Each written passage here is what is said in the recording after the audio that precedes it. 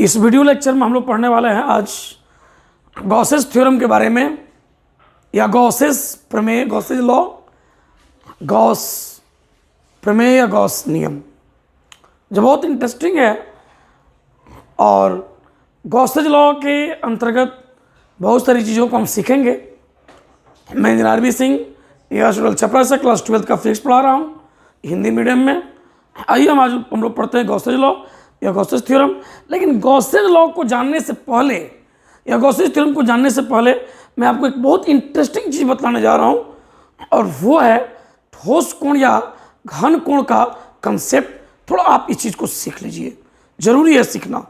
ठोस कोण या घन कोण, उससे क्या होगा कि आप कुछ न्यूमेरिकल्स बनाना चाहते हैं, कहीं कहीं उसका उपयोग कुछ कठिन प्रॉब्लम्स में, किसी चीज़ को बहुत आसान बनाने में आपको होगा, तो आपके लिए वो बहुत फ़ायदेमंद है। आप हम उसको सीखते हैं। आइए थोड़ा ठोस कोण या घन कोण के बारे में। ठोस कोण या घन कोण, सॉलिड एंगल। क्या होता है सॉलिड एंगल? तो किसी पृष्ठ के द्वारा किसी बिंदु पर बनने वाला कोण घन कोण होता है। किसी पृष्ठ के द्वारा किसी बिंदु पर बनने वाले कोण को घन कोण कहते हैं। घन कोण कहते हैं बच्चों। अब ये बनता कैसे है, हम इसको फिगर में दिखाते हैं। समझना है, बहुत इंटरेस्टिंग चीज है ये चीज। तो मान लो बच्चों, यहां पर तुम्हें कोई पृष्ठ इस तरह का दिया गया है, इस प्रकार का कोई पृष्ठ है, कोई पृष्ठ। इसके परिसीमा के सभी बिंदुओं को अगर एक निश्चित बिंदु पर मिलाएं और जो आकृति यहां पर बन जाएगा, सभी बिंदुओं को मिलाओगे तो इस प्रकार का एक आकृति बनेगा। जैसे कोण होता है ना, शंकु होता है, इस तरह का एक आकृति बनेगा इस तरह से, और इस आकृति को हम लोग कहते हैं जो है घन कोण। और ये हो जाएगा हम लोग को पृष्ठ। और मान लो कि इसके परिसीमा के किसी भी बिंदु से हम अगर दूरी को मापे, तो दूरी अगर r है, और पृष्ठ का अगर क्षेत्रफल, मान लो बच्चों कि पृष्ठ का क्षेत्रफल जो है अगर ds है, छोटा पृष्ठ लिए हैं तो ds लिखे हुए हैं, और इस कोण को अगर हम d ओमेगा ले लें, छोटा सा पृष्ठ लिए हुए इसलिए, तो इस कोण को मापने का एक सूत्र होता है, और वो सूत्र होता है हम लोग को d ओमेगा बराबर ds और बटा r स्क्वायर। लेकिन इस फॉर्मूला के दो कंडीशन है, दो स्थितियां इस सूत्र के हैं कि हम कैसे कैसे लिख सकते हैं। लेकिन एक बार फिर से बढ़िया समझिए। पहले किसी पृष्ठ के द्वारा किसी बिंदु पर बनने वाले कोण को घन कोण कहते हैं। जैसे ये एक पृष्ठ हमने ले लिया, इसके परिसीमा के सभी बिंदुओं को एक निश्चित बिंदु पर अगर हम यहां मिलाएं और जो आकृति बनेगा, उस आकृति को कहते हैं ठोस कोण या घन कोण। और इसका सूत्र आप देख सकते हैं। लेकिन ये मतलब इस पृष्ठ का क्षेत्रफल और बटा इस पृष्ठ के परिसीमा से इस बिंदु के दूरी का वर्ग, ये आपको मिला घन कोण या ठोस कोण को मापने का सूत्र। लेकिन इसके लिए भी दो कंडीशन है, दो स्थितियां। आइए हम दोनों स्थितियों को जान लेते हैं। बहुत मजेदार चीज है ये चीज। मालूम है, इस कोण को मापने का मात्रक एस्टेरेडियन होता है। एस्टेरेडियन में ये कोण मापा जाता है। ये कोण मापते हैं बच्चों एस्टेरेडियन में। एस्टेरेडियन में इसको मापते हैं। एस्टेरेडियन में इस कोण को हम लोग मापते हैं, जान लो।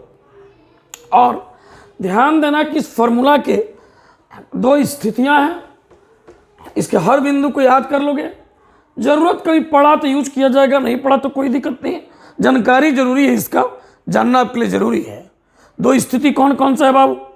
तो ध्यान दो। अगर मान लो कि यहां इसकी दो स्थितियां इस तरह से। स्थिति एक हमारा देखना बाबू क्या है कि जब हमारा ये पृष्ठ इस तरह से दिया हो, इस तरह से कोई पृष्ठ अगर दिया गया है ऐसे, और इस पृष्ठ के परिसीमा के सभी बिंदुओं को अगर हम मिलाएं एक बिंदु पर, निश्चित बिंदु पर, मिलाएं अगर, और ये बिंदु है हमारा, और इस पृष्ठ का क्षेत्रफल सदिश इस दिशा में है ds, और इस बिंदु से इस पृष्ठ के केंद्र को मिलाने वाली रेखा, यानी पृष्ठ का क्षेत्रफल सदिश और इस बिंदु से मिलाने वाली जो रेखा, अगर दोनों एक ही दिशा में है, यदि OP पृष्ठ के क्षेत्रफल सदिश के दिशा में हो, पृष्ठ के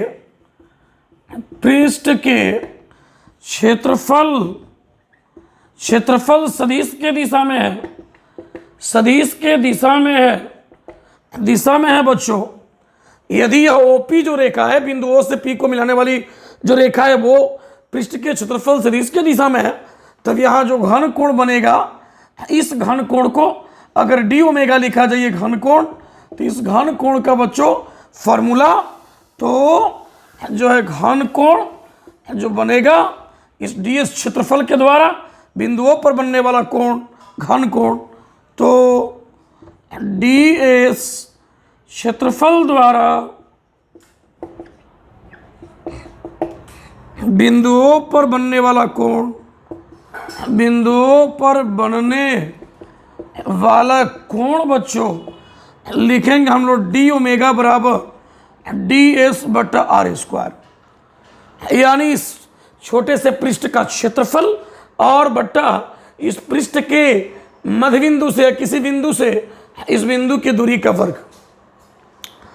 चलो ये बात हो गया।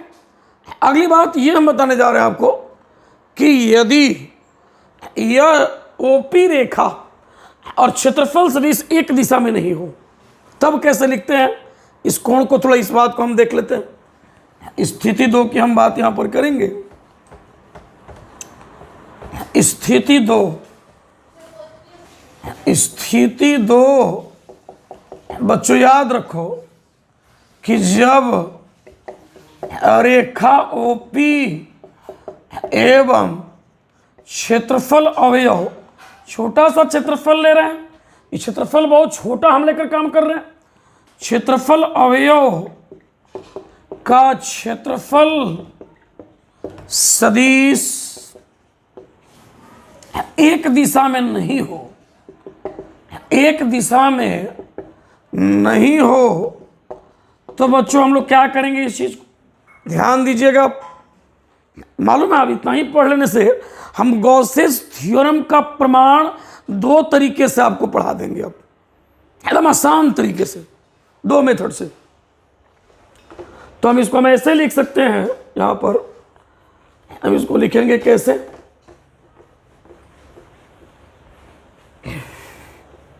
तो ये अगर हमारा पृष्ठ इस तरह से है, आपको इस प्रकार से पृष्ठ है ये मान लीजिए, और बिंदु हमारा यहां पर है वो इस तरह से ये मिला हुआ है आपको ऐसे। आप देखिए यहां पर एक बिंदु P मिलाइए, यहां पर आप बिंदु P मिलाइए, यहां पर ये हमारा बिंदु P है, OP रेखा, इस सतह का क्षेत्रफल सदिश इस दिशा में होगा ऐसे, पृष्ठ का विलंबवत या लंबवत जानते ही हैं, पिछले वीडियो लेक्चर में बताया है कि पृष्ठ का क्षेत्रफल सदिश इस दिशा में हो जाएगा पृष्ठ का विलंबवत, ये पृष्ठ हो गया तो इसका विलंबवत।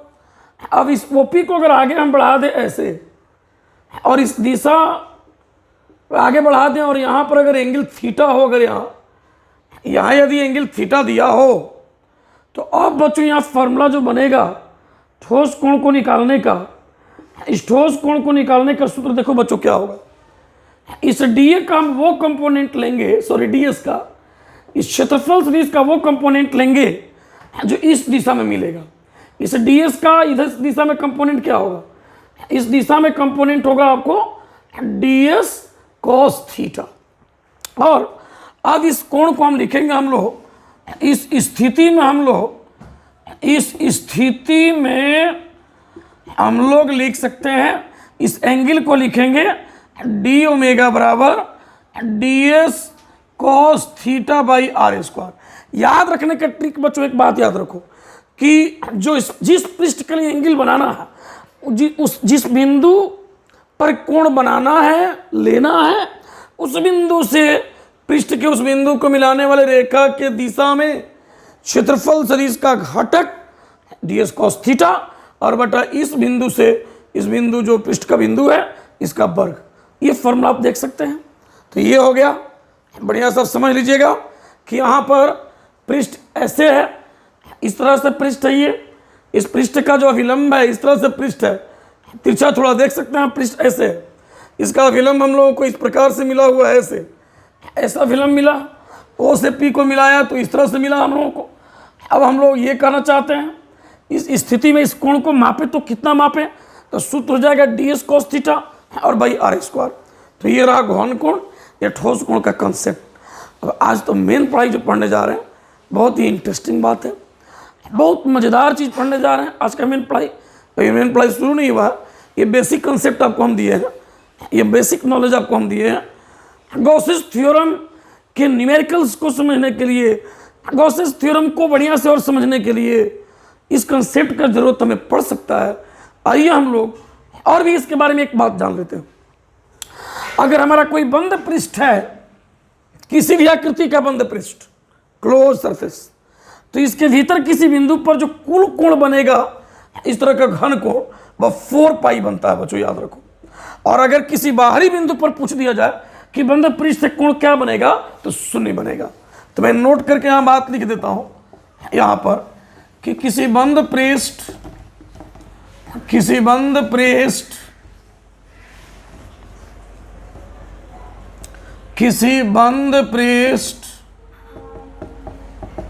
के भीतर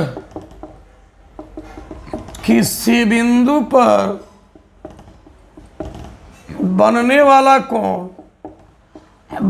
वाला घन कोण 4 पाई होता है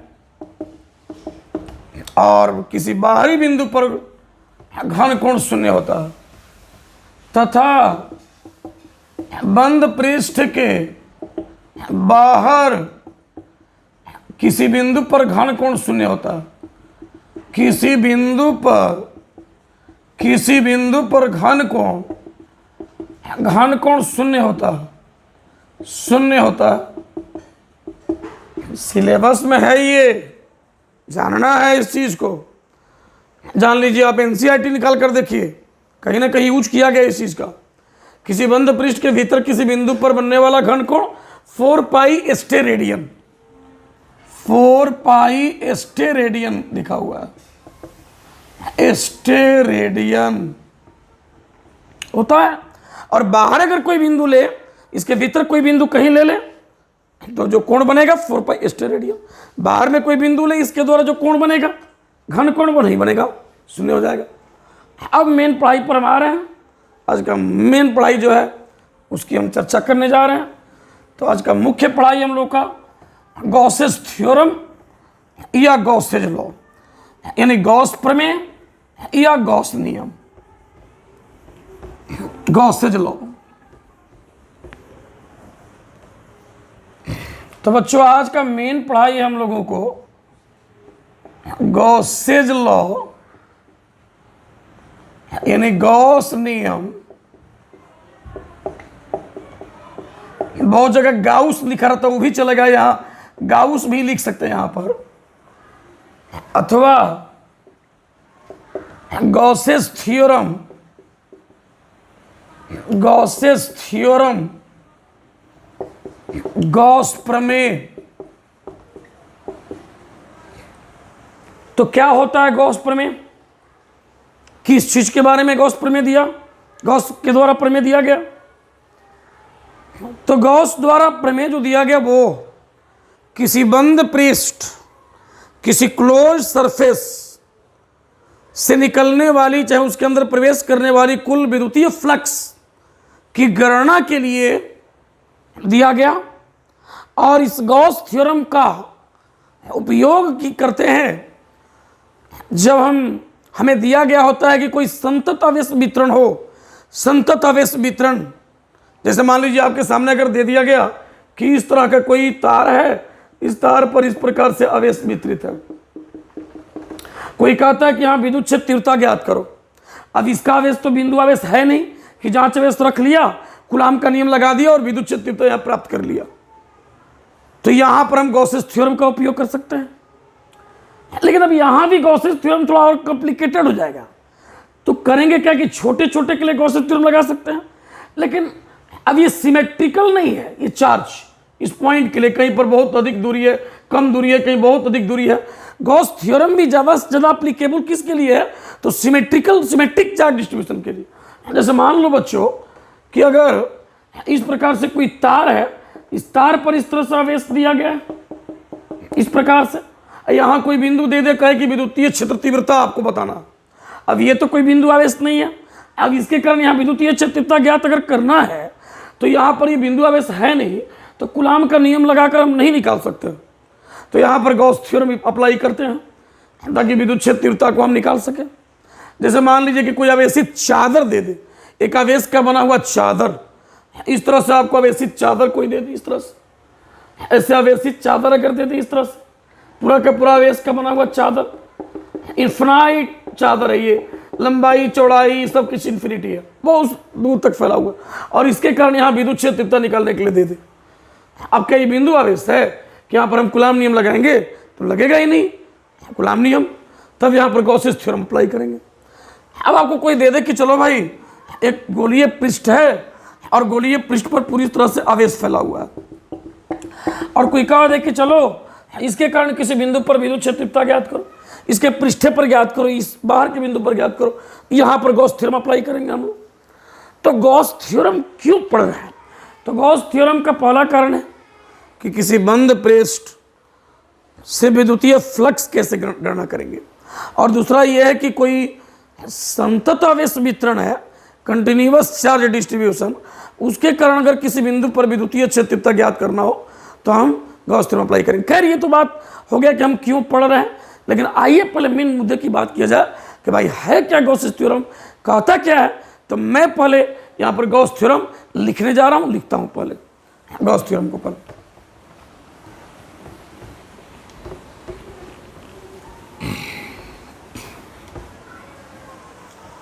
तो गॉस थ्योरम को लिखने जा रहा हूं बच्चों, यहां ध्यान देना। किसी बंद पृष्ठ से गुजरने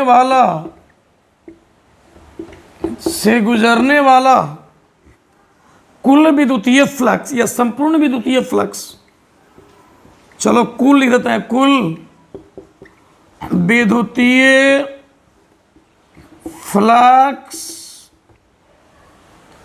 पृष्ठ से परिबद्ध, पृष्ठ का मतलब उसी बंद पृष्ठ से परिबद्ध, परिबद्ध का मतलब क्या हुआ? घिरा हुआ, घिरे हुए, परिबद्ध कुल आवेश या नेट आवेश का 1/ε0 गुना होता है, ε0 गुना होता है किसी बंद पृष्ठ से गुजरने वाला कुल या किसी बंद पृष्ठ से निर्गत या गुजरने वाला कुल विद्युतीय फ्लक्स, किसी बंद पृष्ठ से गुजरने वाला कुल विद्युतीय फ्लक्स पृष्ठ से परिबद्ध, परिबद्ध मतलब घिरा हुआ, कुल आवेश या नेट आवेश का 1/ε0 गुना होता है। इंग्लिश में अगर इस स्टेटमेंट को लिखें हम लोग गॉस थ्योरम के स्टेटमेंट को, तो इंग्लिश में इस स्टेटमेंट को हम देखो बच्चों क्या लिख सकते हैं। पहले हिंदी में इस चीज़ को आप एक बार नोट कर ले, बढ़िया से देख लें। किसी बंद पृष्ठ से गुजरने वाला कुल विद्युतीय फ्लक्स या संपूर्ण विद्युतीय फ्लक्स पृष्ठ से परिबद्ध मतलब घिरे हुए कुल आवेश या नेट आवेश का 1/ε0 गुना होता है। इसको इंग्लिश में अगर बच्चों लिखे इस चीज़ को, मैं यहाँ लिख दे रहा हूँ गॉस थ्योरम को, the net electric flux the net electric flux through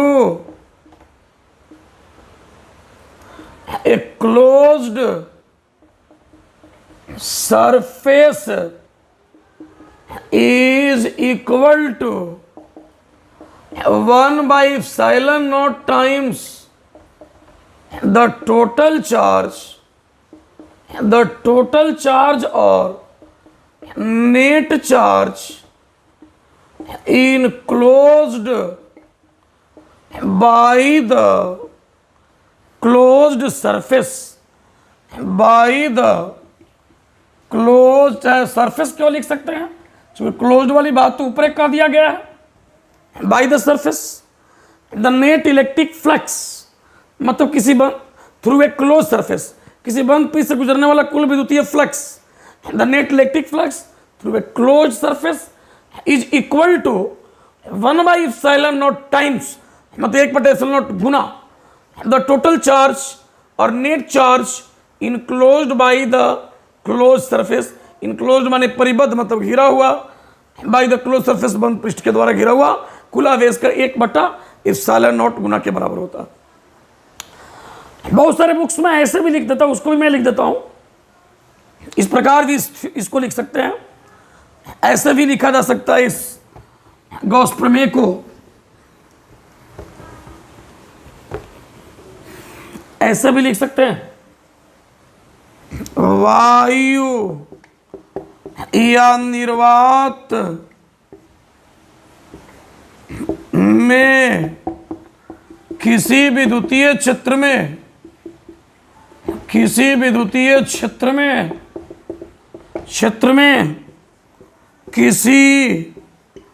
बंद पृष्ठ से गुजरने वाला कुल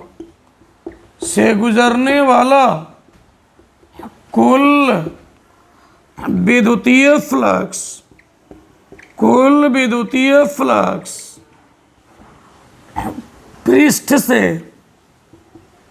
पृष्ठ से घिरे हुए कुल आवेश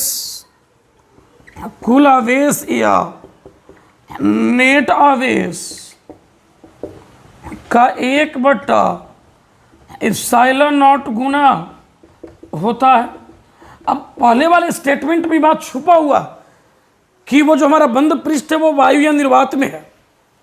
अब यहाँ 1/epsilon naught गुना लिखने का मीनिंग है कि वो हमारा बंद पृष्ठ वायु या निर्वात में है। थोड़ा अस्पष्ट हो गया, और कि वायु या निर्वात में किसी विद्युतीय क्षेत्र में किसी बंद पृष्ठ से गुजरने वाला कुल विद्युतीय फ्लक्स पृष्ठ से घिरे हुए कुल आवेश या नेट आवेश का 1/epsilon naught गुना होता। अब स्पष्ट हो जाएगा, हर चीज को देखिएगा तो।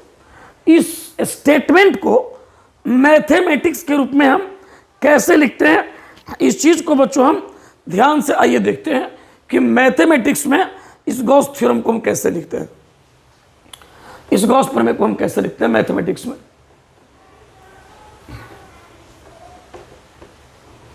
यानी गॉस प्रमेय को गणितीय रूप में हम ऐसे लिख सकते हैं, गॉस प्रमेय को गणितीय रूप से अगर लिखें हम तो लिखेंगे फाई ई बराबर 1/epsilon naught into Q in. Q in का मतलब क्यू इनसाइड, इनसाइड का मतलब कि जो पृष्ठ है उसके भीतर का कुल आवेश, नेट आवेश। क्यू इन का मतलब इनसाइड वाला टोटल चार्ज, कुल आवेश। यह हम ऐसे भी लिख सकते हैं बच्चों, ध्यान देना, इसको बहुत सारे बच्चे ऐसे याद रख सकते हैं। यहाँ क्यू इन का मतलब है बंद पृष्ठ के भीतर, बंद पृष्ठ से घिरा हुआ कुल आवेश।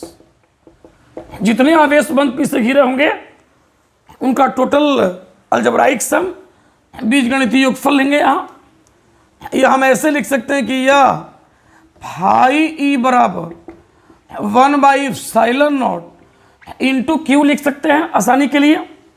इसको याद रखो बढ़िया से बाबू। या हम इसको ऐसे लिख सकते हैं, क्लोज्ड इंटीग्रल E.ds बराबर 1/ε0 इंटू क्यू इनसाइड।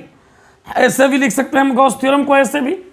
आपको पता है पिछले वीडियो लेक्चर में मैंने पढ़ा दिया है कि किसी बंद पृष्ठ से कुल विद्युतीय फ्लक्स को हम ऐसे लिखते हैं, इस प्रकार से आपको लिखते हैं।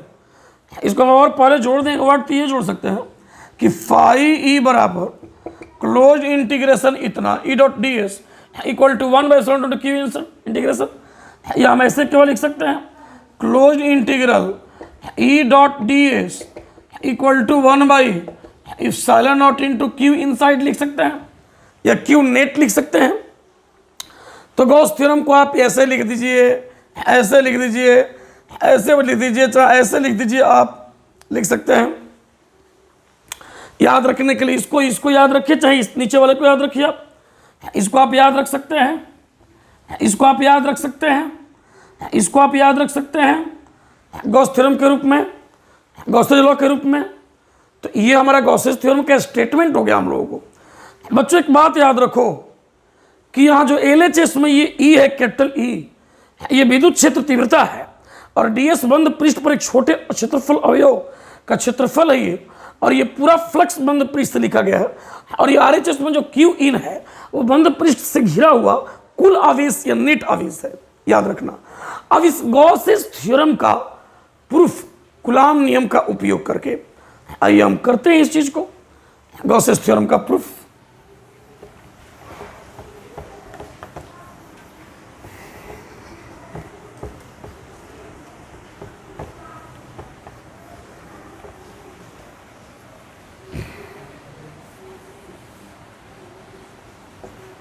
हेडिंग होगा कूलॉम नियम से गॉस नियम का प्रमाण, गॉस नियम का प्रमाण, कूलॉम नियम के उपयोग से, कूलॉम नियम से गॉस नियम का प्रमाण, proof of Gauss's law by using Coulomb's law. तो गॉस नियम से, कूलॉम नियम से गॉस नियम को हम लाने जा रहे हैं, कूलॉम नियम से गॉस नियम के को प्रमाणित करने जा रहे हैं। आओ बच्चों हम यहाँ समझते हैं कूलॉम नियम से गॉस नियम का प्रमाण, या गॉस नियम की उत्पत्ति लिख सकते हैं, कूलॉम नियम से गॉस नियम की उत्पत्ति। तो इसको हम ऐसे भी लिख सकते हैं, अथवा कूलॉम नियम से गॉस नियम की व्युत्पत्ति, चाहे उत्पत्ति लिख सकते हैं। Deduction of Coulomb's law from deduction of Gauss's law from Coulomb's law, deduction of Gauss's law from Coulomb's law. समझते हैं इस चीज को कि कैसे हम लाएंगे, प्रमाणित करेंगे इस गॉसेज थ्योरम को, जो कि बहुत ही इंटरेस्टिंग, बहुत इंपॉर्टेंट है। सबसे अधिक न्यूमेरिकल्स इस पर दिया भी है, पूछेगा भी। तो बच्चों चलो इसका हम प्रमाण देखो कैसे करते हैं, ध्यान देना। यहां पर मान लो कि एक धनात्मक बिंदु आवेश बिंदु O पर मान लो कि स्थित है, और इस धनात्मक बिंदु आवेश आइसोलेटेड है, पृथक्कृत, अकेला, अगल बगल का कोई आवेश इससे नहीं जुड़ा हुआ है, मतलब बल से नहीं जुड़ा हुआ है, क्षेत्र से नहीं जुड़ा हुआ है, आइसोलेटेड कोई चार्ज है। अब इसको हम परिबद्ध कर देते हैं एक बंद पृष्ठ के भीतर। यहाँ एक बंद पृष्ठ, हम गोलीय पृष्ठ लेकर के इसको हम परिबद्ध कर दे रहे हैं बच्चों। इस तरह से हम एक गोलीय पृष्ठ ले लिया हमने, इसको परिबद्ध कर दिया हमने। इस प्रकार से किया कि इस गोलीय पृष्ठ के केंद्र पर ये बिंदु आवेश आ गया। इस प्रकार से हमने परिबद्ध कर दिया एक पृष्ठ के द्वारा, एक स्फीयर लिया, एक स्फेरिकल सरफेस लिया। ये गोलीय पृष्ठ हो गया बच्चों, ये हो गया गोलीय पृष्ठ। और इस प्रकार के पृष्ठ को गाउसीय पृष्ठ कहते हैं, जो आगे आपको हम डिस्कशन करेंगे। ये इसके केंद्र पर है, ये यहाँ पर बिंदु O पर केंद्र पर यह आवेश रखा गया है। ये आपको गोलीय पृष्ठ है, ये आप देख सकते हैं इस चीज को, गोलीय पृष्ठ है। इस गोलीय पृष्ठ से इस आवेश को मैंने परिबद्ध कर दिया। अब आप क्या ये चालक समझ रहे हैं? चालक उलक नहीं है, ये पृष्ठ हमने बनाया, इस आवेश को परिबद्ध कर दिया। जान लीजिए इस पृष्ठ का नाम हम लोग जो अपने से बनाते हैं गॉसेस थ्योरम का उपयोग करने के लिए, उसको हम लोग गॉसीय पृष्ठ कहते हैं। ये गॉसीय पृष्ठ है, गोलीय पृष्ठ। अब इस आवेश से कितने फ्लक्स इससे निकलेंगे, इस आवेश से कितने इलेक्ट्रिक फील्ड लाइंस निकलेंगे, आपको तो पता है ना कि फ्लक्स किसे कहते हैं। किसी पृष्ठ के अभिलंबवत निकलने वाले विद्युत क्षेत्र रेखाओं की संख्या को उस पृष्ठ से बद्ध या संबद्ध विद्युतीय फ्लक्स कहते हैं। अभी आपको स्फीयर लिए हुए हैं, स्फेरिकल सरफेस लिए हुए हैं, अभी से रेखाएं तो सभी दिशाओं में निकलेंगी, और चूंकि हम इसके केंद्र, इस गोलीय पृष्ठ के केंद्र पर इसको लिए हैं, इसलिए हर तरफ रेखाएं इस तरह निकलेंगी, और इस सभी की सभी रेखाएं इस पृष्ठ के लिए अभिलंबवत होंगी, क्योंकि गोले का अभिलंब बच्चों जो है उसके केंद्र से पृष्ठ के तरफ जो लाइन खींचोगे वो अभिलंब ही होता है। अब हम पता करेंगे कि इस आवेश के कारण इस पृष्ठ से कितना फ्लक्स निकलेगा, कितना फ्लक्स जो है होगा, कितना फ्लक्स मिलेगा। उसका तरीका है, चूंकि ये गोलीय पृष्ठ है, बंद पृष्ठ और वक्र पृष्ठ है, तो छोटे छोटे क्षेत्रफल अवयव में बांटेंगे। यहाँ पर मान लो बच्चों कि एक छोटा क्षेत्रफल अवयव यहाँ पर हमने ले लिया, एक छोटा क्षेत्रफल अवयव यहाँ पर हमने ले लिया, और इस क्षेत्रफल अवयव को हमने लिख दिया आपको ds। क्षेत्रफल अवयव के क्षेत्रफल सदिश को लिख दिया हमने ds। ये क्षेत्रफल अवयव हमारा हो गया, यहां लिख दे रहा हूं क्षेत्रफल अवयव, एरिया एलिमेंट, क्षेत्रफल अवयव एरिया एलिमेंट। एक बात बताओ बच्चों कि इस बिंदु आवेश के कारण इस बिंदु पर, इस बिंदु को P मान लो, विद्युत क्षेत्र तीव्रता का दिशा किधर होगा? तो इसके से दूर की तरफ होगा क्या? इसी की तरफ होगा, इस क्षेत्रफल सदिश की दिशा में एकदम होगा। तो इसी दिशा में विद्युत क्षेत्र तीव्रता का दिशा भी हमें आपको मिलेगा। अब इस छोटे से क्षेत्रफल अवयव से हम विद्युतीय फ्लक्स की गणना पहले कर लेते हैं, जो सीखे हुए हैं गणना करना पहले। तो हम लोग यहां निकालेंगे, आपको यहां लिखेंगे, देखिए कैसे यहां पर लिखेंगे बाबू कि एक गोलीय पृष्ठ के भीतर एक धनात्मक बिंदु आवेश स्मॉल q को परिबद्ध किया गया। एक गोलीय बंद पृष्ठ के भीतर एक धनात्मक बिंदु आवेश, एक धनात्मक बिंदु आवेश स्मॉल प्लस स्मॉल q को परिबद्ध किया गया। अच्छा, एक बात और किया गया है, और ये बातें तो आपको समझ में आ गया होगा, इस लिखने की जरूरत नहीं है कि समझ में आ गया होगा कि इसके केंद्र पर यह आवेश रखा गया। अब मैंने बोला कि इस स्फेरिकल सरफेस, इस गोलीय पृष्ठ को छोटे छोटे अल्पांश क्षेत्रफलों में, क्षेत्रफल अवयव में बांट दिए हैं। एक छोटा क्षेत्रफल अवयव यहाँ पर है, उससे हम पहले विद्युतीय फ्लक्स निकालेंगे। कहेंगे गोलीय पृष्ठ के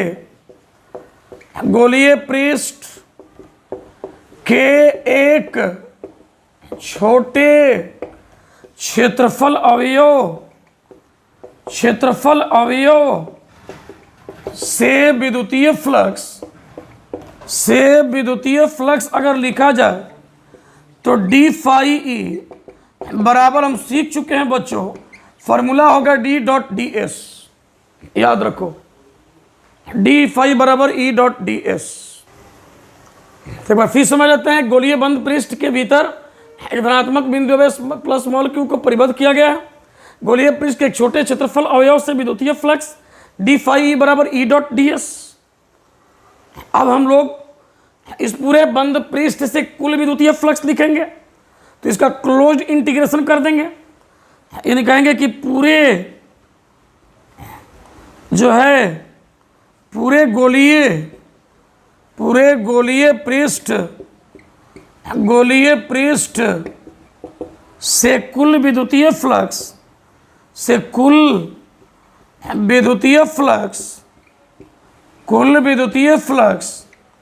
टोटल विद्युतीय फ्लक्स को अगर हम लिखें फाई ई, तो इसको लिखेंगे हम लोग close integration E dot D S लिखेंगे बच्चों। पूरे गोलीय पृष्ठ से कुल विद्युतीय फ्लक्स इस तरह लिख सकते हैं। पूरे फ्लक्स को फाई ई लिखें तो इसको हम इस तरह से लिखेंगे, closed integration E dot D S. यहाँ पर क्लोज्ड इंटीग्रेशन लिखा गया है, क्लोज्ड यहाँ पर लिखा गया है, close surface integration E dot D S. अब हम इसी को कैलकुलेट कर देते हैं, आगे बढ़ाते हैं। यहाँ पर ध्यान दो बच्चों कि ई और डी एस देखो एक ही दिशा में है, इनके बीच का एंगल 0 डिग्री होगा। तो इस रिजल्ट को थोड़ा आगे बढ़ाए तो देखो क्या मिलेगा, फाई ई बराबर मिलेगा हम लोगों को क्लोज इंटीग्रेशन ई डी एस कॉस 0 डिग्री मिलेगा। कॉस 0 डिग्री 1 होता है, तो हम उसको लिख सकते हैं यहाँ से फाई ई बराबर लिख सकते हैं क्लोज इंटीग्रेशन ई डी एस लिख सकते हैं हम लोग। और एक इंटरेस्टिंग बात मैं आपको बताने जा रहा हूँ कि अगर हम जिस तरह का क्षेत्रफल अवयव यहाँ लिए हैं, अगर हम क्षेत्रफल अवयव यहाँ लेते बच्चों और सोचते तो यहाँ पर क्षेत्रफल अवयव का क्षेत्रफल सदिश ऐसे मिलता और विद्युत क्षेत्र तीव्रता इसी दिशा में मिलता, और यहाँ से दूरी चूंकि r होता, ये दूरी स्मॉल r है, ये स्मॉल r दूरी मतलब कि इस गोलीय पृष्ठ का त्रिज्या स्मॉल r है। जान लो बच्चों, इस गोलीय पृष्ठ का त्रिज्या स्मॉल r है, ये भी त्रिज्या स्मॉल r रहता, कहीं भी स्मॉल r ही दूरी रहेगा, तो बिंदु आवेश के कारण विद्युत क्षेत्र तीव्रता का मान यहाँ जितना मिलेगा, इस बिंदु आवेश के कारण विद्युत क्षेत्र तीव्रता का मान यहाँ भी उतना ही मिलेगा। यहाँ लोगे तो इसके चलते विद्युत क्षेत्र तीव्रता यहाँ भी उतना ही मिलेगा, इसके चलते यहाँ भी विद्युत क्षेत्र तीव्रता उतना ही मिलेगा। मतलब कि यह ई जो है इस पूरे गोलीय पृष्ठ के लिए नियत है, अचर है विद्युतीय क्षेत्र तीव्रता का परिमाण, इसलिए हम इसको इंटीग्रेशन से बाहर लिख देंगे और इसको हम लोग क्या लिख करके निकालेंगे ये भी मैं आपको यहाँ समझा देता हूँ इस चीज को। और यहाँ स्मॉल आर त्रिज्या के गोलीय बंद पृष्ठ, स्मॉल आर त्रिज्या जोड़ लेंगे कि एक गोलीय बंद पृष्ठ के भीतर धनात्मक बिंदु आवेश स्मॉल क्यू को परिबद्ध किया गया। मैं यहाँ कह रहा था कि इस धनात्मक बिंदु आवेश के कारण इस बंद पृष्ठ के प्रत्येक बिंदु पर विद्युत क्षेत्र तीव्रता का जो मान आएगा वो एकदम समान आएगा, नियत रहेगा। बिंदु आवेश के विद्युतीय क्षेत्र तीव्रता का फॉर्मूला पढ़ चुके, इतना होता E बराबर 1/4πε0 Q by R square. Coulomb सूत्र का उपयोग करके हमने इस चीज को पढ़ा था, याद होगा आपको, बिंदु आवेश का विद्युतीय क्षेत्र तीव्रता। तो हम यहाँ पर लिखेंगे कि चूंकि गोलीय पृष्ठ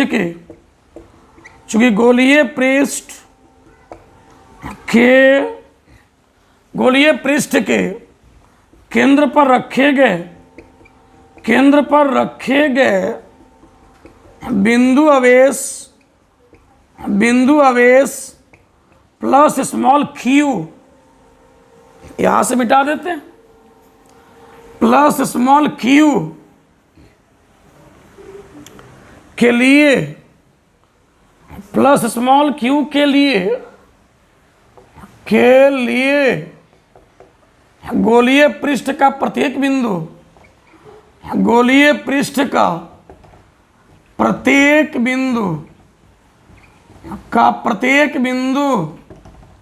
सममित है, सिमेट्रिकल है, सममित है। अतः गोलीय पृष्ठ के प्रत्येक बिंदु पर, अतः इस बिंदु आवेश के कारण, अतः इस बिंदु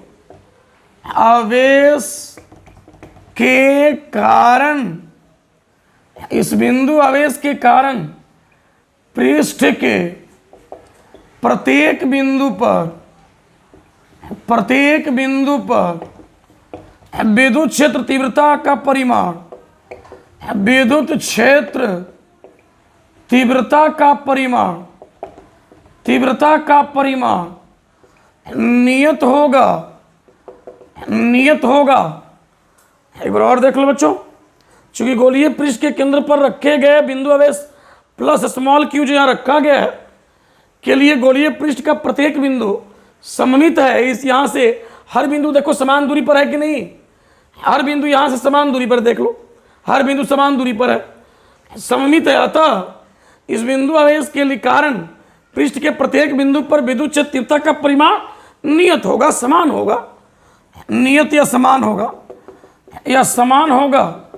और इसलिए यहाँ इस रिजल्ट में इस ई को हम इंटीग्रेशन के बाहर लिख देंगे, अतः फाई ई बराबर ई को बाहर लिखेंगे क्लोज इंटीग्रेशन डी एस, लिख सकते हैं हम इस चीज को। अब एक बात बताओ बच्चों कि ये डी एस जो है, यह डी एस इस गोलीय पृष्ठ के एक छोटे अवयव का क्षेत्रफल है, और यहां कर है क्लोज इंटीग्रेशन डी एस। याद रखो क्लोज इंटीग्रेशन डी एस मतलब पूरे गोले का क्षेत्रफल, पूरे गोलीय पृष्ठ का क्षेत्रफल, पूरे गोलीय पृष्ठ का क्षेत्रफल होगा जो हो जाएगा आपको 4 पाई आर स्क्वायर होगा, 4 पाई आर स्क्वायर हो जाएगा आपको, यहाँ रख दीजिए। अतः हम लोग को मिलेगा आपको फाई ई बराबर E into 4 pi R square, 4 pi R square लिख सकते हैं हम इस चीज़ को। इसके जगह हमने ये चीज़ पुट कर लिया, फाई ई बराबर 4 pi E into 4 pi R square. इसको थोड़ा और नीचे लिखते हैं, फाई ई बराबर E into 4 pi R square. ये निकल गया विद्युतीय फ्लक्स पूरे बंद पृष्ठ से। अब इस ई का वैल्यू हम कूलाम नियम से जानते हैं, तो कूलाम नियम से बिंदु आवेश के कारण, बिंदु आवेश के कारण विद्युत क्षेत्र तीव्रता, विद्युत क्षेत्र तीव्रता का परिमाण जो है, का परिमाण अगर लिखा जाए तो E बराबर 1/4 pi epsilon naught Q by R square. इसको 2 मान लीजिए और यहाँ 2 से 1 में E का मान पुट कर दीजिए, रिजल्ट आपके सामने आ जाएगा। यानी हम इस चीज़ को मिटा दें, अगर इस चीज़ को अगर हम मिटा दें, इसको ऐसे अगर मिटा दें तो हम लोग यहाँ क्या लिख सकते हैं, समीकरण 1 और 2 से, समीकरण 1 और 2 से हम लिख सकते हैं, आपको 2 से लिख सकते हैं बच्चों, इसको और इसको ले लीजिए, ई का मान यहाँ पर बैठा दीजिए। देखते हो क्या मिलेगा, देखो ध्यान दो क्या मिलेगा, मिलेगा फाई ई बराबर जो है 1/4 pi epsilon naught Q by R square into 4 pi R square. 4 pi से 4 पाई कैंसिल, आर स्क्वायर से R square cancel, phi E बराबर 1/एप्सिलॉन नॉट इंटू Q। और यही तो है गॉसेज लॉ, यही तो है गॉस का प्रमेय, गॉस का प्रमेय, गॉस का नियम, कि इस बंद पृष्ठ से जो है निकलने वाला कुल विद्युतीय फ्लक्स फाई ई का वैल्यू कूलाम नियम का जब उपयोग किए तो मिल गया 1/एप्सिलॉन नॉट इंटू Q। Q क्या है, इस बंद पृष्ठ से परिबद्ध घिरा हुआ कुल आवेश या नेट आवेश है आपको Q, ये आप यहाँ पर देख सकते हैं। तो अब जो इतना ज़्यादा आपने देखा लिखा बहुत सारी बातें, इसको समराइज कर देता हूँ छोटे से में, इसको कैसे हम याद रख सकते हैं, छोटा करके कैसे याद रख सकते हैं। अब रहा कि इतने बड़े चीज़ को छोटा बना करके याद करना, चूँकि भाई बोर्ड एग्जाम में बड़ी पूछता है, बहुत पूछता है ये, इसलिए इसको छोटा करके हम कैसे याद रख सकते हैं। आइए इस चीज़ को हम समझ लेते हैं, गॉस प्रमेय को समराइज कर लेते हैं, कैसे छोटा में हम याद रख सकते हैं। ध्यान दीजिए इस बात को, गॉस प्रमेय के बारे में छोटा सा में हम याद कैसे रख सकते हैं, इस चीज़ को हम यहाँ समझ लेते हैं।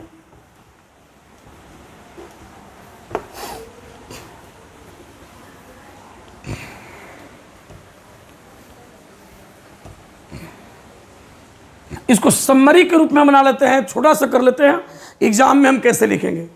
सबसे पहला काम क्या करेंगे, एक धनात्मक बिंदु आवेश लेंगे और उसको एक गोलीय पृष्ठ से परिबद्ध कर देंगे।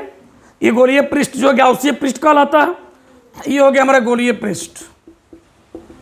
अब हमारा काम क्या रहेगा बच्चों, कि इस आवेश से जो फ्लक्स निकलेगा, रेखाएं जो निकलेंगी, जो कुल इससे विद्युतीय फ्लक्स होगा इस पूरे गोलीय पृष्ठ से, उस फ्लक्स की हम गणना कैसे करें। तो एक छोटा क्षेत्रफल अवयव यहाँ पर लेंगे, इस क्षेत्रफल अवयव का क्षेत्रफल सदिश अभिलंबवत बाहर की तरफ, मालूम है बंद पृष्ठ का क्षेत्रफल सदिश कभी अंदर मत लेना, इस क्षेत्रफल सदिश हमेशा बाहर की तरफ, विद्युत क्षेत्र तीव्रता किधर हो सकता, लेकिन क्षेत्रफल सदिश बाहर की तरफ, तो ds वेक्टर बाहर हो गया।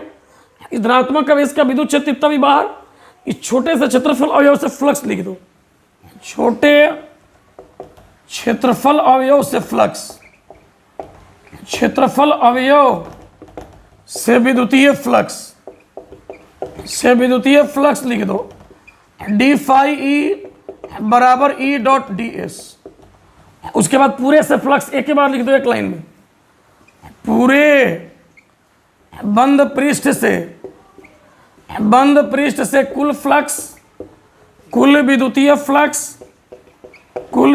फ्लक्स फाई ई बराबर close integration E dot D S.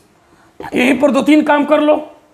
ई और डी एस एक ही दिशा में है और ई का मान हर जगह अचर होगा, तो फाई ई बराबर क्लोज इंटीग्रेशन ई डी एस।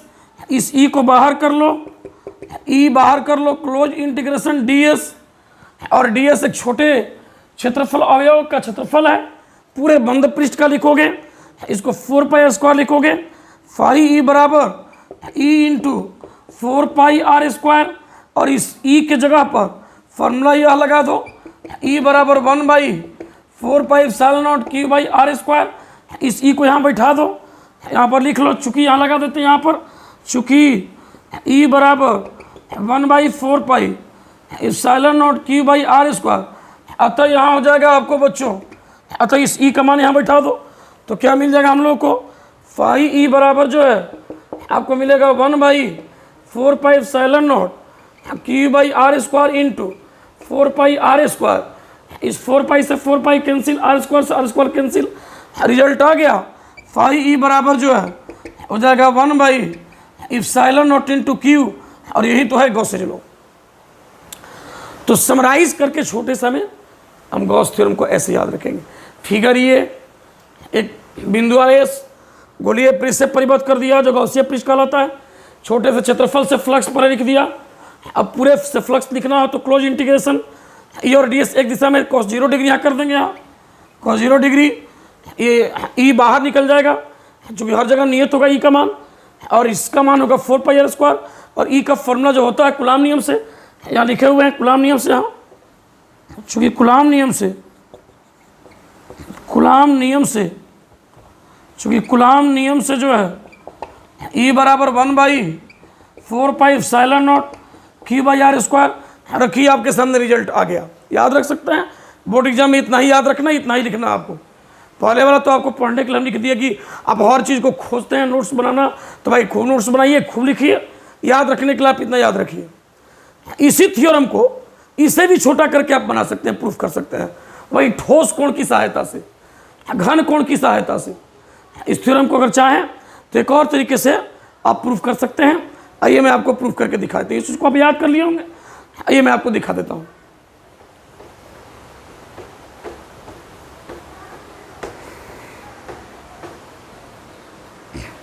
यानी कूलाम नियम के उपयोग से गॉस नियम को की व्युत्पत्ति का दूसरा विधि,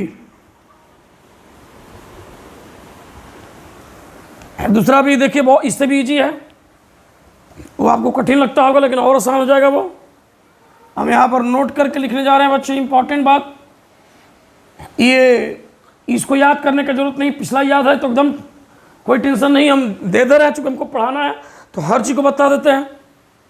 सेकेंड मेथड 2, कूलाम नियम से गॉस नियम को प्राप्त करना। इसको भी आओ समझ लेते हैं क्या लगा है 5 मिनट में। इस प्रकार से कोई मान लो, इस तरह से कोई किसी भी तरह का पृष्ठ है, ये जरूरी नहीं है कि गोलीय पृष्ठ हो, बंद पृष्ठ है, वो किसी भी आकार या आकृति का है। इसके भीतर कहीं भी एक धनात्मक बिंदु अवेश रख दिया गया, और मान लो कि यहाँ एक बिंदु P ले लिया गया है और यहाँ बिंदुओं पर अवेश रखा गया है, बिंदुओं पर यहाँ अवेश रखा गया है। बिंदुओं से P को मिलाएंगे और मान लो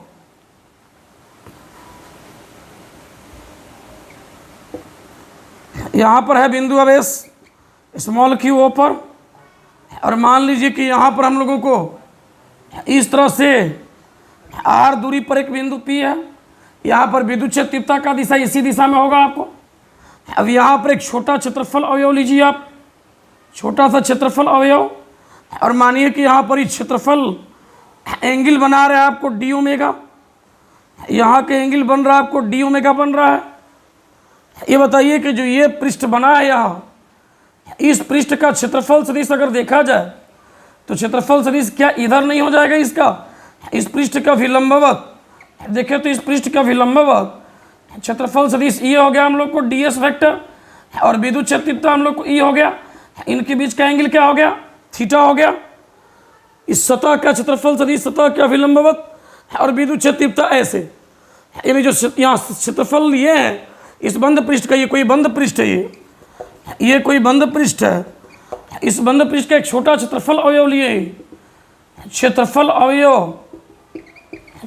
अवयव लिए हुए हैं।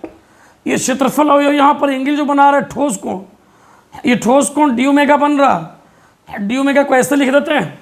और यहाँ पर कोई बिंदु P है, इस बिंदु P पर इस बिंदु अवयव का विद्युत क्षेत्र तीव्रता E है, और सतह का जो क्षेत्रफल सदिश है, इस सतह का विलंबवत, इस सतह का विलंबवत जो है ds है।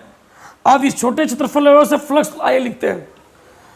सबसे पहले यहाँ डी ओमेगा के बारे में आज इस वीडियो लेक्चर में स्टार्टिंग में बता दिए हैं कि अगर सतह का विलंब और इस बिंदु को मिलाने वाली रेखा के बीच का कोण थीटा हो तो हम डी ओमेगा को कितना लिखते हैं बच्चों, ds cos थीटा, और बटा लिखते हैं r स्क्वायर, सिखा चुके हैं। अब जो इस छोटे क्षेत्रफल अवयव से फ्लक्स, छोटे क्षेत्रफल अवयव से विद्युतीय फ्लक्स जो आईआईटी की तैयारी करते हैं, नीट, आईआईटी, एनडीए, उनके लिए यह मेथड जानना बहुत ज़रूरी है। तो मैं तो केवल बोर्ड एग्जाम ही नहीं, मैं चाहता हूं कि आप बहुत आगे बढ़ें, उस हिसाब से भी इस चीज़ को मैं बता रहा हूं। छोटे क्षेत्रफल अवयव से विद्युतीय फ्लक्स डी फाई ई बराबर हो जाएगा ई डी एस कॉस थीटा हो जाएगा। और हम पूरे सतह से फ्लक्स निकालना चाहते हैं, इसको इंटीग्रेट, पहले यहाँ पर एक काम कीजिए, डी एस कॉस थीटा के जगह पर आप D omega into R square लिख दीजिए, तो डी फाई ई बराबर हो जाएगा आपको जो है ई और into D S cos theta का यहाँ मान बैठा लीजिए, डी ओमेगा इंटू हो जाएगा आर स्क्वायर। और चूंकि कूलाम नियम से जो है आपको ई बराबर 1/4 pi epsilon naught Q by R square रख दीजिए, तो डी फाई ई बराबर जो हो जाएगा आपको हो जाएगा Q by 4 pi epsilon naught R square into D omega और इंटू आर स्क्वायर से आर स्क्वायर कट गया, ये हो जाएगा हम लोग को डी फाई ई बराबर जो है Q by epsilon naught into हो जाएगा डी ओमेगा बटा 4 पाई। ये भी पूछ सकता है कभी कभी ऑब्जेक्टिव में ये चीज़ कि छोटे क्षेत्रफल अवयव से फ्लक्स को हम इतना लिख सकते हैं क्या, जहाँ डी ओमेगा ठोस कोण है, बिहार पर भी आ सकता है इतना कॉम्प्लिकेटेड चीज़। अब हम लोग क्या करेंगे, इस पूरे बंद पृष्ठ से कुल फ्लक्स निकालेंगे, बस स्वतः एक लाइन में गॉस थ्योरम आने वाला है, एक लाइन में गॉस थ्योरम आने वाला है। मैं यहाँ ला दे रहा हूँ, इसको इंटीग्रेट कर दीजिए, पूरे बंद पृष्ठ से कुल फ्लक्स, पूरे बंद पृष्ठ से कुल फ्लक्स, पूरे बंद पृष्ठ से कुल फ्लक्स अगर निकालें बच्चों तो मिलेगा फाई ई बराबर जो है इंटीग्रेशन, क्लोज इंटीग्रेशन जो है आपको Q by epsilon naught into जो है डी ओमेगा और बाई 4 पाई, सारा कांस्टेंट बाहर निकालिए, सारे कांस्टेंट को आप बाहर निकालिए, फाई ई बराबर जो है क्यू बाई एप्सिलॉन नॉट और बाई 4 पाई भी नीचे आ जाएगा और इंटीग्रेशन डी ओमेगा 4 पाई हो जाएगा। क्योंकि देखिए मैंने स्टार्टिंग बता दी, किसी बंद पृष्ठ के भीतर जो कुल कोण बनता 4 पाई बनता, तो इंटीग्रेशन डी ओमेगा 4 पाई हो जाएगा और 4 पाई कैंसिल हो गया और फाई ई बराबर आ गया 1/एप्सिलॉन नॉट इंटू क्यू। इस तरह आप गॉस थ्योरम देखिए प्रमाणित हो गया। इसको दोबारा बता दे रहा हूँ, इसको पहले दोबारा समझिए फिर से एक बार।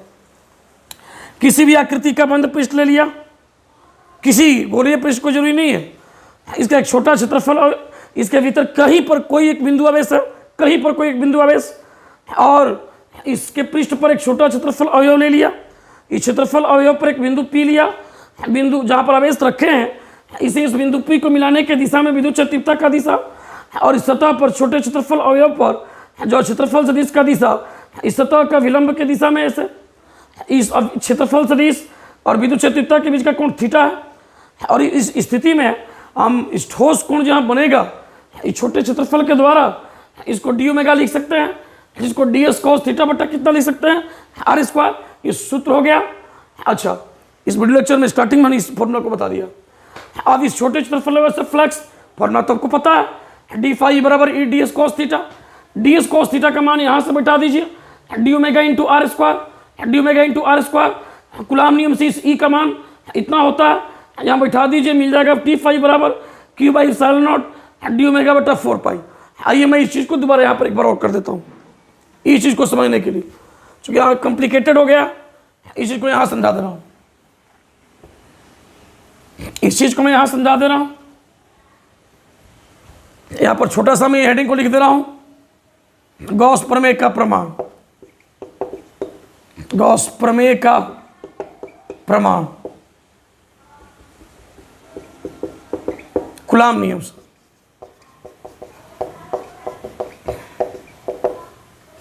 अब यहां देखिए इस चीज को, पूरे बंद पृष्ठ से कुल फ्लक्स, पूरे बंद पृष्ठ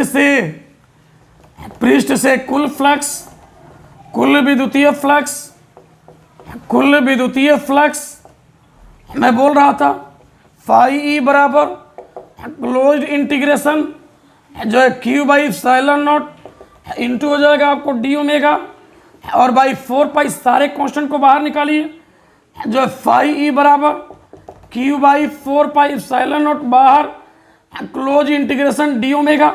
इसका मतलब क्या हुआ कि जो ठोस कोण, जो घन कोण है, उस घन कोण के पूरे बंद पृष्ठ के भीतर क्या बनेगा, कुल कोण। तो किसी भी बंद पृष्ठ के भीतर जो कुल कोण बनेगा, घन कोण, वह बनेगा 4 पाई। ये 4 पाई होगा तो फाई ई बराबर हो जाएगा Q by 4 pi epsilon not और इंटू 4 पाई, 4 पाई से 4 पाई कैंसिल, फॉर्मूला हो गया फाई ई बराबर 1 by epsilon naught into Q. आप देख सकते हैं गॉस प्रमेय का प्रमाण निकल गया। तो थोड़ा ये कॉम्प्लिकेटेड लगता जरूर है, लेकिन जानने के लिए आपको सब कुछ जानना चाहिए। अब जो हमें गॉस थ्योरम से क्या मिला रिजल्ट, गॉस थ्योरम से इस यहाँ प्रमाण जो मिला, इस हम एक बात सीखे कि हम किसी भी तरह का पृष्ठ ले लें, उसका आकार या आकृति कुछ भी रहे, बंद पृष्ठ से गुजरने वाला विद्युतीय फ्लक्स नहीं बदलेगा, वो इतना ही रहेगा। जब हमने गोलीय पृष्ठ लेके प्रमाणित किया तो इतना ही रिजल्ट आया, उसके भीतर भी इतना ही आवेश लिए थे, आवेश तो बदले नहीं है। किसी भी तरह की आकृति का हम ले लिए, उसके भीतर उतना ही आवेश लिए, तो अब देख लीजिए उतना ही फ्लक्स मिला। मतलब रिजल्ट ये मिला कि किसी बंद पृष्ठ से गुजरने वाला विद्युतीय फ्लक्स उस बंद पृष्ठ के आकार या आकृति पर निर्भर नहीं करता है, इसके भीतर के माध्यम पर और इसके भीतर घिरे हुए कुल आवेश पर डिपेंड करता है। एप्सिलॉन नॉट क्या बताता है कि भीतर में वायवीय निर्वात है और क्यू इसके भीतर का कुल आवेश है। तो गॉस प्रमेय के लिए कुछ महत्वपूर्ण बिंदु हैं, एक बार पहले फिर से हम इसको याद करते हैं। इस गॉस प्रमेय को फिर से हम लोग यहाँ पर एक बार याद करते हैं। इस गॉस प्रमेय को, गॉस प्रमेय के लिए महत्वपूर्ण बिंदु है, गॉस प्रमेय के लिए महत्वपूर्ण बिंदु है, गॉस प्रमेय के लिए महत्वपूर्ण बिंदु है, महत्वपूर्ण बिंदु है। भाई गॉस प्रमेय से हमें क्या मिला है? पॉइंट नंबर 1 कि किसी बंद पृष्ठ से संबद्ध कुल विद्युतीय फ्लक्स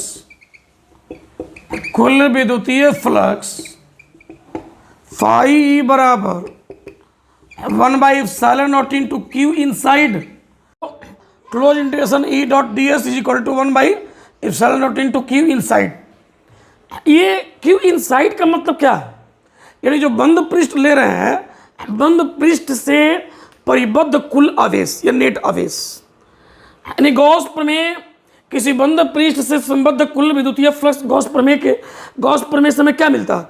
किसी बंद पृष्ठ से कुल विद्युतीय फ्लक्स कितना होगा, वो कितना होगा? तो 1/ε0 into Q inside. Q inside का मतलब कि उसके भीतर का आवेश, उसके अंदर का कुल आवेश, नेट आवेश, ये हम लोग को लेना है। और उसी को हम ऐसे भी लिख सकते हैं गॉस प्रमेय को। अब गॉस प्रमेय को हम ऐसे भी लिखें, या ऐसे भी दो तरह से हम लिख सकते हैं, याद रखना बच्चों। महत्वपूर्ण बिंदु के रूप में ऐसे लिख सकते हो या ऐसे लिख सकते हो, याद रखना हम लोग को। अब एक बच्चों एक बात याद रखो, यहाँ पर पॉइंट नंबर 2 यहाँ पर करने जा रहे हैं कि गॉस नियम को जब हम ऐसे लिखते हैं, गॉस नियम से जब लिखते हैं close integration E.ds is equal to 1/ε0 into Q inside लिखते हैं बच्चों। इसमें LHS में जो E दिखाई दे रहा है, कैपिटल E, ये जो दिखाई दे रहा है विद्युत क्षेत्र तीव्रता, तो गॉस प्रमेय के उपयोग से हम विद्युतीय क्षेत्र तीव्रता की गणना करते हैं। अब भाई किस आवेश के कारण विद्युतीय क्षेत्र तीव्रता की गणना करते हैं? तो सिमेट्रिकल चार्ज डिस्ट्रीब्यूशन के कारण, सिमेट्रिकल चार्ज डिस्ट्रीब्यूशन, सममित आवेश वितरण और संतत आवेश वितरण के कारण विद्युतीय क्षेत्र तीव्रता की गणना हम इस गॉस प्रमेय का उपयोग करके करते हैं। वहां पर जहां कूलॉम नियम का डायरेक्ट उपयोग करके विद्युतीय क्षेत्र तीव्रता की गणना करना कठिन हो जाता है। अब जैसे मैं अगर कहूं कि आप को अगर इस तरह से एक आवेशित चादर दे दिया गया, जो ये चादर सिर्फ आवेश का बना हुआ है, इस तरह से एक आवेशित चादर ऐसे दे दे अगर, और कहा जाए कि इस आवेशित चादर का लंबाई चौड़ाई इन्फिनिटी है, पूरा आवेश फैला हुआ है, इसके कारण कुछ दूरी पर विद्युत क्षेत्र तीव्रता आप बताइए, इस आवेशित चादर के कारण कुछ दूरी पर विद्युत क्षेत्र तीव्रता बताइए, तो डायरेक्ट कूलॉम नियम लगाना कठिन हो जाएगा, क्योंकि कूलॉम नियम बिंदु आवेश के लिए सही है और इस आवेशित चादर का आवेश बिंदु आवेश नहीं है, पूरा फैला हुआ है। इसलिए यहाँ यही पर ये गॉस नियम लागू करेंगे, लगाएंगे और इसके कारण विद्युत क्षेत्र तीव्रता की गणना करेंगे। तो गॉस नियम के अनुप्रयोग से हम विद्युतीय क्षेत्र तीव्रता की गणना करते हैं, संतत आवेश वितरण और सममित आवेश वितरण के कारण विद्युतीय क्षेत्र तीव्रता की गणना करते हैं। ये जो विद्युत क्षेत्र तीव्रता मिलता है, विद्युतीय क्षेत्र तीव्रता, ये इसके बारे में एक महत्वपूर्ण बात और इस आवेश के बारे में एक महत्वपूर्ण बात। चलिए ये तो बात है कि संतत आवेश या सममित आवेश के कारण विद्युत क्षेत्र तीव्रता की गणना हम इसे करते हैं। मैं एक चीज़ इंटरेस्टिंग बात बताने जा रहा हूँ कि अगर आपको ऐसा कोई गोलीय पृष्ठ अगर दे दे और कहे कि अंदर में 2 आवेश Q1 यहाँ पर आपको Q2 है, बाहर में एक आवेश आपको Q3 है, और आप गॉस प्रमेय का उपयोग करके और इस बिंदु पर विद्युत क्षेत्र तीव्रता निकालने जा रहे हैं इस प्रमेय का उपयोग करके, तो इस प्रमेय का उपयोग करके जब विद्युत क्षेत्र तीव्रता की हम गणना करेंगे तो ये जो विद्युत क्षेत्र तीव्रता में मिलेगा यहाँ पर इस बिंदु पर, वो क्या इन दोनों आवेश के चलते केवल मिलेगा? तो नहीं, इन तीनों आवेश का यहाँ पर विद्युत क्षेत्र तीव्रता मिलेगा इस गॉस प्रमेय को लगाने पर, लागू करने पर। लेकिन इस गॉस प्रमेय का जब उपयोग करेंगे तो RHS में जो ये आवेश होगा वो सिर्फ यही आवेश लिया जाएगा। ये देखिए ध्यानपूर्वक, बहुत गहराई की बात है। यहाँ पर विद्युत क्षेत्र तीव्रता जो निकालेंगे तीनों आवेश का परिणाम ही निकलेगा यहाँ, लेकिन जो यहाँ आवेश है गॉस प्रमेय में, ये वो आवेश है जो बंद पृष्ठ के भीतर घिरा हुआ आवेश होता है। तो तीसरा बिंदु हमारा ये हो जाएगा। पहले तो हम यहाँ पर कह दें कि गॉस नियम से जो हम इतना लिखते हैं, हम लोग इतना लिखते हैं, इससे हम कह सकते हैं कि गॉस नियम से इतना लिखने के बाद हम कहेंगे कि इससे गॉस नियम से इतना लिखेंगे, इससे विद्युतीय क्षेत्र तीव्रता की गणना करते हैं, विद्युतीय क्षेत्र तीव्रता की गणना करते हैं, गॉस प्रमेय के अनुप्रयोग से विद्युत क्षेत्र तीव्रता की हम गणना करते हैं। अब मैं जो बात भी बोल रहा था उसको नोट करता हूं। पॉइंट नंबर 3 में यहां पर मैं बात करने जा रहा हूं तीसरा पॉइंट ये हुआ कि चूंकि गॉस नियम से closed integral E dot D S बराबर 1/ε0 इंटू क्यू इनसाइड। ई इनसाइड लिखे मतलब कि बंद पृष्ठ के भीतर घिरा हुआ कुल आवेश। अतः एलएचएस में विद्युत क्षेत्र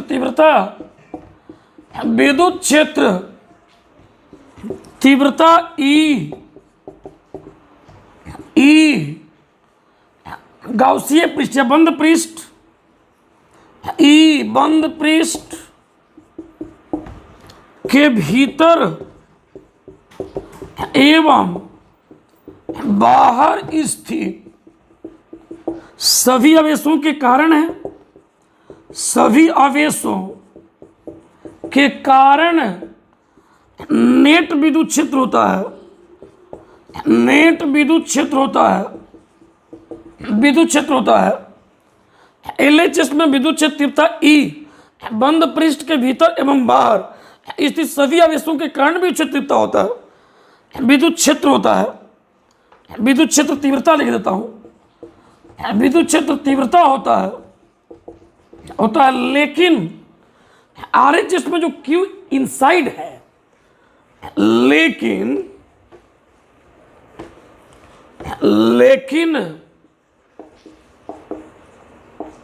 आरएचएस में क्यू इनसाइड बराबर केवल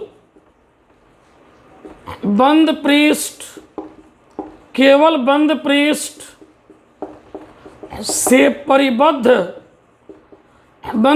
से परिबद्ध या घिरा हुआ कुल आवेश होता है।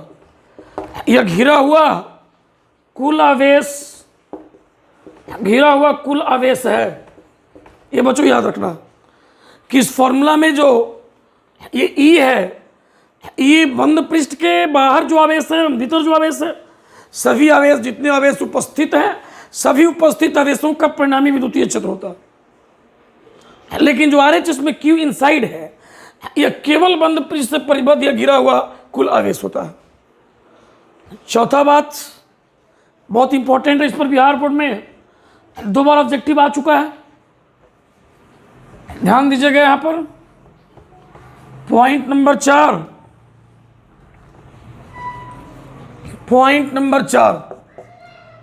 गॉस प्रमेय से हम लोगों ने पढ़ा। गॉस प्रमेय से किसी बंद पृष्ठ से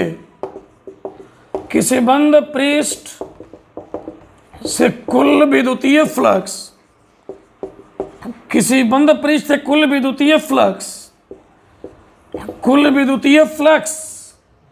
बंद पृष्ठ के आकार या आकृति पर निर्भर नहीं करता है। बंद पृष्ठ के आकार या आकृति पर निर्भर नहीं करता है। आकार या आकृति पर निर्भर नहीं करता। क्यों भाई? गॉस प्रमेय से किसी बंद पृष्ठ से कुल विद्युतीय फ्लक्स बंद पृष्ठ के आकार या आकृति पर निर्भर नहीं करता, क्योंकि फाई ई बराबर, क्योंकि गॉस प्रमेय से बंद पृष्ठ से विद्युतीय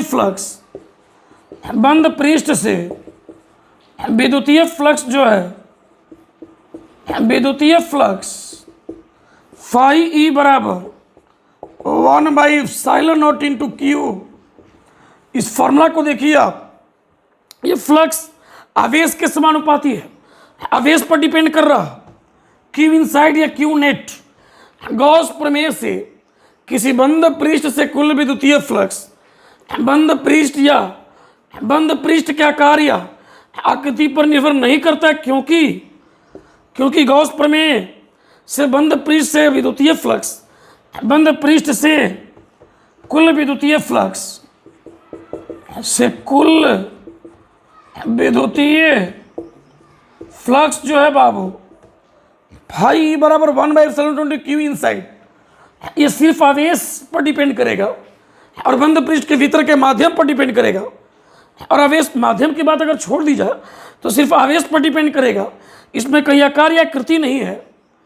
अब जैसे मैं एक क्वेश्चन यहाँ पर करता हूँ, ध्यान दीजिए, यहाँ पर एक क्वेश्चन है, इसको लेकर एक क्वेश्चन है यहाँ पर, देख सकते हैं आप। यहाँ एक क्वेश्चन हम यहाँ पर करने जा रहे हैं, हाल ही में इधर बिहार बोर्ड में पूछा हुआ है कि इनमें से जो है चित्र में दिए गए प्रत्येक पृष्ठ से विद्युतीय फ्लक्स किस प्रकार के होंगे, सब में समान, किसी में बड़ा, किसी में छोटा, इस तरह के क्वेश्चन दिया था। जैसे मैं क्वेश्चन दे रहा हूं, यहां पर मैं क्वेश्चन दे रहा हूं, लिख रहा हूं, क्वेश्चन देखिएगा आप। यहां दिए गए चित्रों में, दिए गए चित्रों में प्रत्येक से गुजरने वाला विद्युतीय फ्लक्स कैसा होगा, समान होगा क्या, समान होगा। मैंने क्वेश्चन को बदल दिया, क्वेश्चन वही है, छोटा मैंने कर दिया है। देखिए चित्र इस प्रकार से दिए गए थे, मान लीजिए आपको एक बेलनाकार पृष्ठ बना दिया गया, इसके भीतर एक आवेश डाल दिया गया स्मॉल क्यू, एक गोलीय पृष्ठ बना दिया गया, आवेश स्मॉल क्यू दे दिया गया। चित्र 1, चित्र 2 ए नंबर, बी नंबर, सी में दे दिया गया आपको। इस प्रकार से किसी भी आकार का एक पृष्ठ प्लस क्यू आवेश डी में दे दिया गया आपको, एक घनाभ के आकार का पृष्ठ, और इसके भीतर एक आवेश डाल दिया गया, ऐसे डाल दिया गया स्मॉल क्यू आवेश। अब बताइए इसमें से किसमें से अधिक फ्लक्स गुजरेगा, किससे कम गुजरेगा। तो देखिए अगर इससे फ्लक्स निकलेगा, जितनी रेखाएं इसे निकलेंगी वो सब के सब पृष्ठ से गुजरेगा, यहाँ भी सब के सब पृष्ठ से गुजरेगा, यहाँ भी सब के सब पृष्ठ से गुजरेगा, यहाँ भी सब के सब पृष्ठ से गुजरेगा। गॉस प्रमेय के अनुसार आप क्या जानते हैं, गॉस नियम से बंद पृष्ठ से कुल फ्लक्स, बंद पृष्ठ से कुल फ्लक्स जो है, कुल फ्लक्स फाई बराबर 1/7 इंटू क्यू। इस फॉर्मूला में क्या दिया है कि बेलनाकार पृष्ठ ले कि गोलाकार पृष्ठ के लिए सही है, कि अनियमित आकार के लिए है, कि घनाभ के आकार के लिए है। ये देखिए केवल आवेश पर डिपेंड कर रहा है, और सब में तो आवेश समान है भाई, इसमें भी क्यू, इसमें भी क्यू, इसमें भी क्यू, इसमें भी क्यू, इसलिए प्रत्येक से विद्युतीय फ्लक्स समान होगा।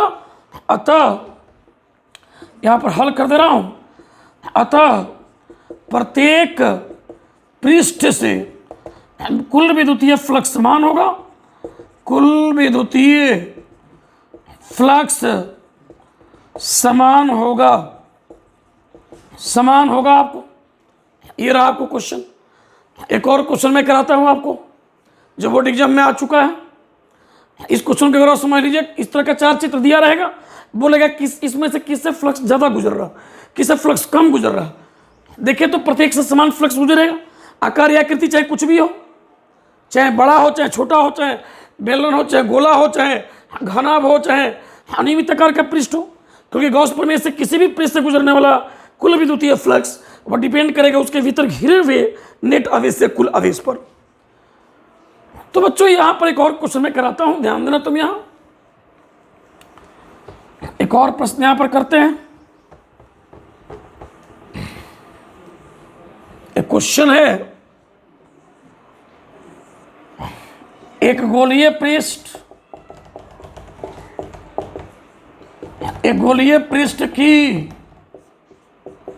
त्रिज्या 20 सेंटीमीटर, 10 सेंटीमीटर कर दो, 10 सेंटीमीटर है, तथा इस पृष्ठ से निकलने वाला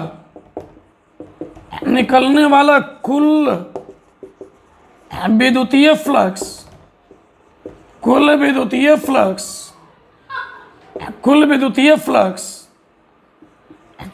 × 10⁻⁴ 5 न्यूटन मीटर स्क्वायर पर कूलम है। यदि गोले का त्रिज्या, यदि गोलीय पृष्ठ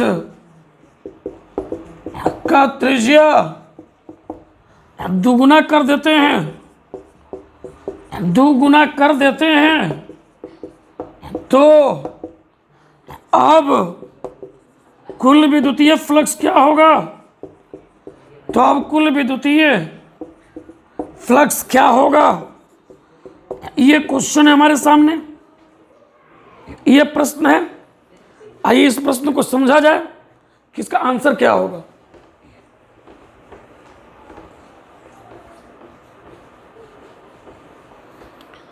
अब हल करते हैं।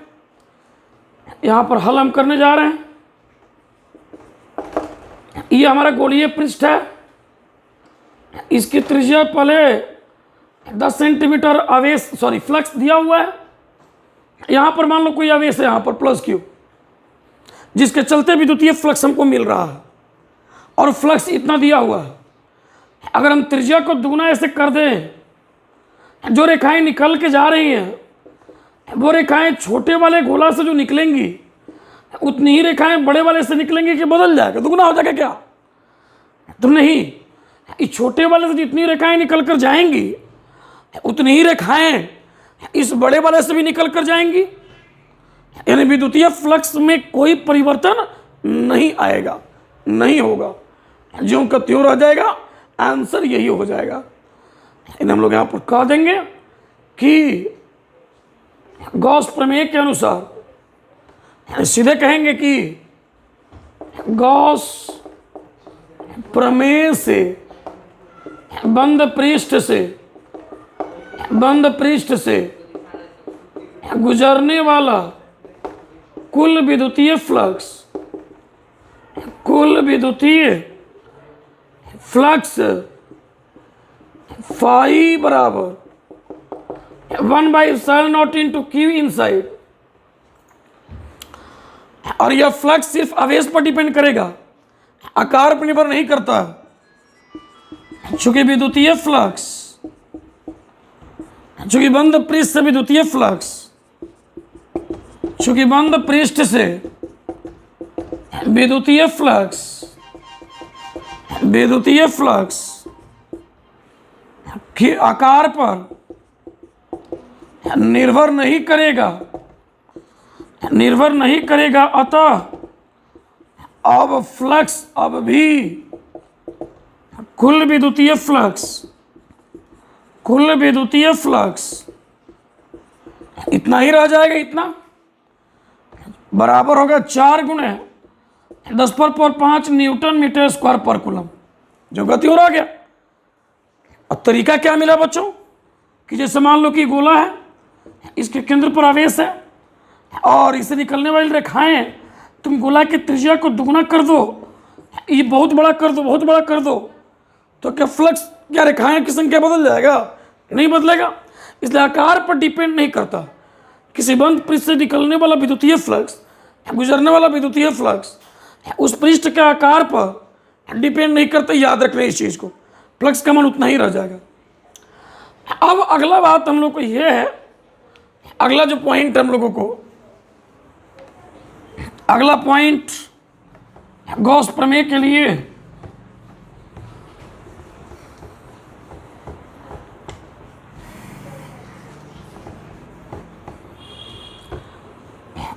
गॉस नियम का उपयोग करने के लिए जिस काल्पनिक पृष्ठ का चयन करते हैं उसको गाउसीय पृष्ठ कहते हैं। हम यहां थोड़ा गाउसीय पृष्ठ की भी चर्चा करेंगे। गॉसियन सरफेस, गाउसीय पृष्ठ। तो गॉस प्रमेय का अनुप्रयोग सममित और संतत आवेश वितरण के कारण विद्युत क्षेत्र तीव्रता ज्ञात करने के लिए करते हैं।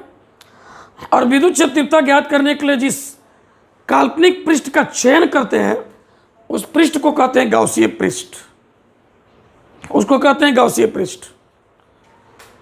और वह गौसीय पृष्ठ इस प्रकार चयन करते हैं, उस गौसीय पृष्ठ का चयन इस प्रकार करते हैं कि वह विविक्त आवेश से होकर न गुजरे।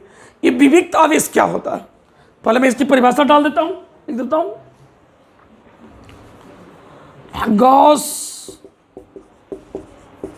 प्रमेय के अनुप्रयोग से सममित आवेश वितरण के कारण विद्युत क्षेत्र तीव्रता ज्ञात करने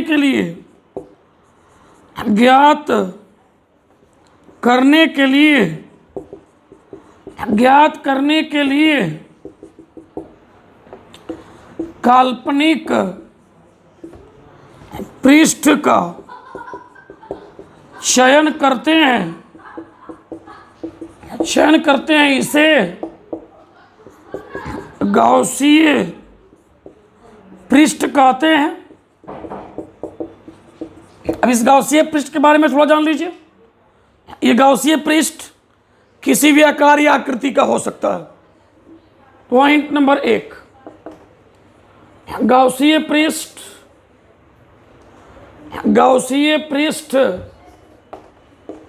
किसी भी आकार या आकृति का बंद पृष्ठ होता है। बच्चों, ये बंद पृष्ठ होता है। काल्पनिक बंद पृष्ठ यहां भी लिख दे रहा हूं। काल्पनिक बंद पृष्ठ का चयन करते हैं, जैसे गोलीय पृष्ठ, घनाभ के आकार का पृष्ठ, बंद बेलनाकार पृष्ठ, इसको हम लोग कहते हैं गॉसीय पृष्ठ। यह किसी भी आकार या आकृति का हो सकता है। दूसरी बात, गॉसीय पृष्ठ विविक्त आवेश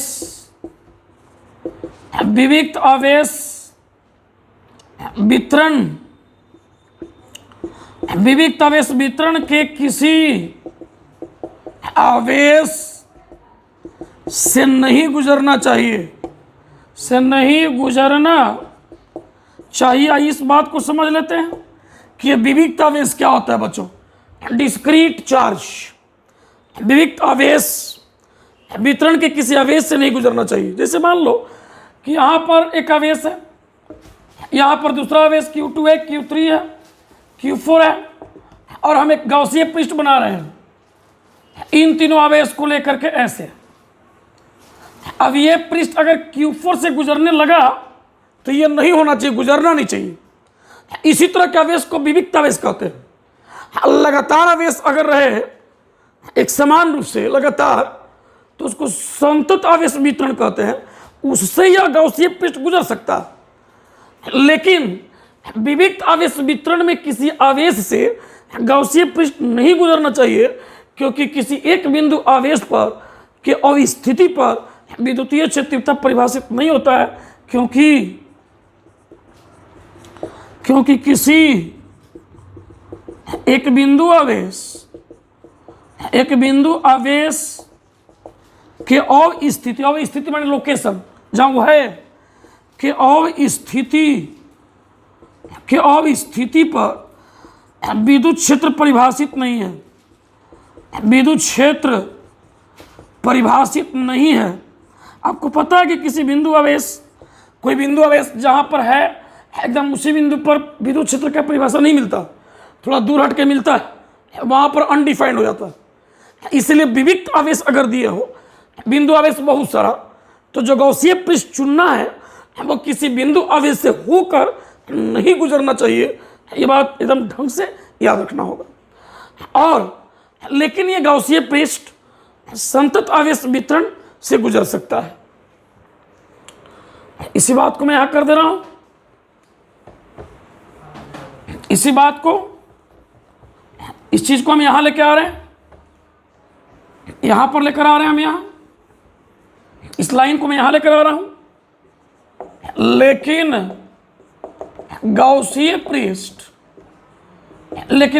पृष्ठ संतत आवेश वितरण से गुजर सकता है। जैसे बच्चों मान लो कि अनंत लंबाई का एक तार दे दिया, अनंत लंबाई का एक आवेशित तार दे दिया। अब गौसीय पृष्ठ का चयन करना है। अब बेलनाकार गौसीय पृष्ठ चयन कर लिए तो देखो तो यहाँ का पृष्ठ गुजर गया कि नहीं आवेश से, ये हो सकता है। लेकिन जो बिंदु आवेश होते हैं, विविक्त आवेश, उनमें से किसी आवेश से होकर गौसीय पृष्ठ जो बनाएंगे वो गुजरना नहीं चाहिए। अगला पॉइंट ये है कि गौसीय पृष्ठ दिए गए सममित आवेश वितरण के लिए सममित होना चाहिए। तीसरा पॉइंट होगा बच्चों, गौसीय पृष्ठ